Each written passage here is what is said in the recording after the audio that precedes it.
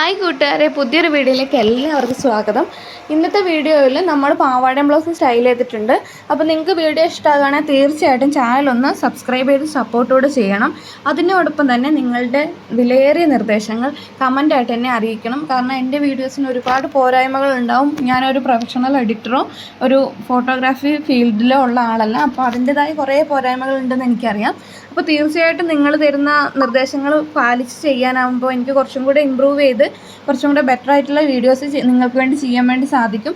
അതുപോലെ എന്തെങ്കിലും പുതിയ വീഡിയോസ് ആവശ്യമുണ്ടെങ്കിൽ അതും കൂടെ കമൻറ്റിൽ അറിയിക്കുകയാണെങ്കിൽ അതും കൂടെ ചെയ്ത് ഓക്കെ ആക്കി തരുന്നതായിരിക്കും. അപ്പോൾ ഇതിൽ ഞാൻ കുറച്ച് ഹെവി ആയിട്ടൊക്കെ തന്നെ മേക്കപ്പ് ചെയ്തിട്ടുണ്ട്. അപ്പോൾ ഡീറ്റെയിൽസ് ഒന്നും വാരി വലിച്ചൊന്നും പറയുന്നില്ല. വിഷുവിന് എന്തൊക്കെയാണ് എല്ലാവരും പരിപാടി? അപ്പം പിന്നെ വന്നിട്ട് ഞാൻ എൻ്റെ വിഷുക്കാലം വളരെ അടിപൊളിയായിട്ട് ആഘോഷിക്കണം എന്നൊക്കെയാണ് വിചാരിക്കുന്നത്. എങ്ങനെയാണെന്ന് അറിയില്ല. ഒബ്വിയസ്ലി എപ്പോഴും കുറച്ച് ബെറ്ററായിട്ട് ആഘോഷിക്കലുണ്ട്. ഈ പ്രാവശ്യം എങ്ങനെയാണെന്നൊന്നും അറിയില്ല.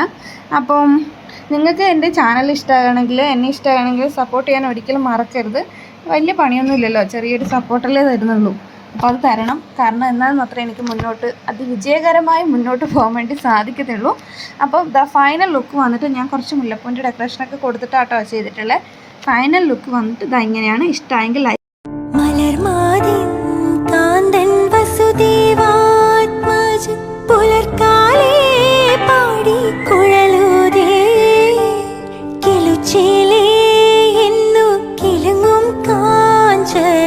ചിലമ്പിട്ടോ